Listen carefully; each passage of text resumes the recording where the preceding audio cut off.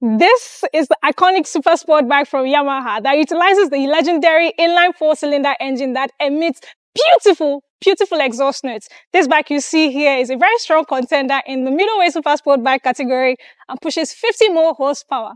Now, the newly introduced and way less menacing Yamaha R7, which utilizes a different powertrain from the inline four-cylinder, as well agreed and done by most of the other manufacturers. But Honda kind of surprised everybody by bringing the inline four cylinders back in the 2024 CBR 600RR.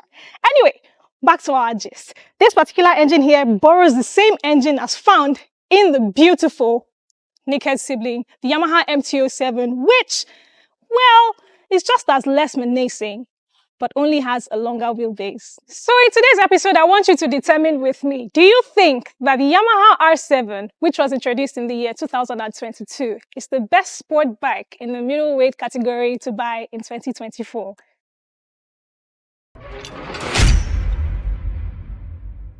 Yamaha R7 made its brand debut in the year 2022, and this is way more forgiving and more gentle than its predecessor, the R6. Of course, it has a very beautiful and athletic design, and it sits on a very lightweight chassis that is just something else. So for the redesign, we get something that actually looks like the immediate previous generation of the Yamaha R6 with the twin LED lights, and this diamond-shaped light here that just give it some form of ambience. Of course, we get an M-shaped duct intake right there. That is beautiful, and on the side we get ambience that is not like anything you've actually ever seen before. I love how the shape actually it's so aerodynamic, right? You get how the wind actually just goes all the way through the bike and through the back. What we have here is a beautiful 60th anniversary edition, and you can tell from the gold rims down there, which are wrapped with 120/70 tires in the front with 17-inch rims and 180/55s in the rear with disc brakes.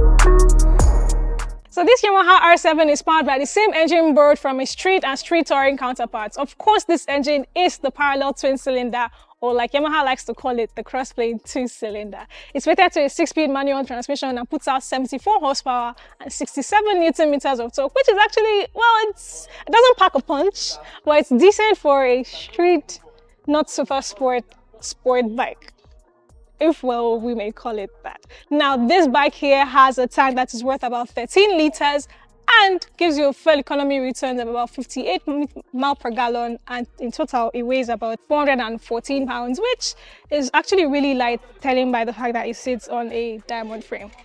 Now, as to what makes the ride quality very nice and, well, not as harsh as the typical super sport bikes while daily riding, what we have in front there are 41 millimeters KYB fully adjustable telescopic inverted forks.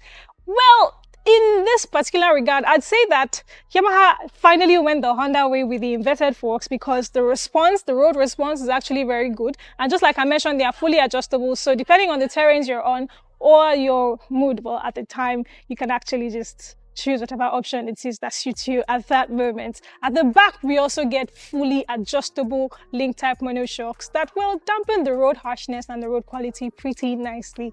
On the back, we also get Brembo brakes with 4-piston calipers in the front, 2s in the rear on 298mm discs in front and 245mm discs in the rear.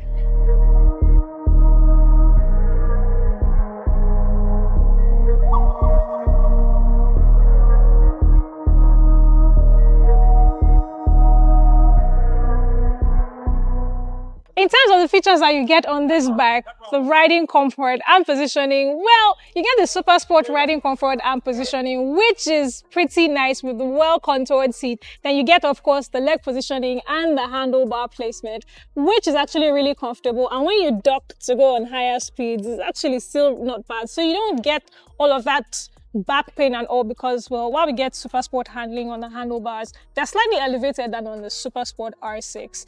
Then in terms of more features, we get the LCD cluster there, which shows you all of the information it is you need to see on your screen, the RPM counter, the speedometer, the fuel gauge, and everything else that you need to know. Then new for the CPT unit, you get assistant slipper clutch, which is very beautiful. And as usual, you get the optional quick shifter and ABS.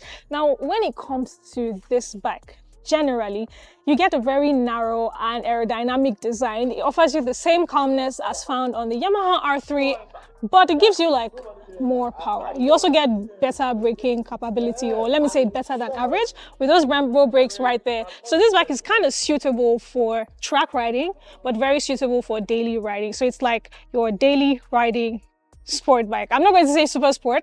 It actually still serves as one, but I'll just call it a daily riding bike. It retains the YZF R series DNA in terms of styling bits and in performance, but I kind of want you to let me know in the comments. Do you think that this beautiful bike here is the best sport bike to buy and own in the year 2024? Tell me that in the comments, and also tell me what other bikes you'd like to see me review. Here's my saying thank you so much for sticking with me up until this extent. If you haven't yet, please do well to subscribe to the YouTube channel, share this video, like it, and I'll be seeing you in the very next review.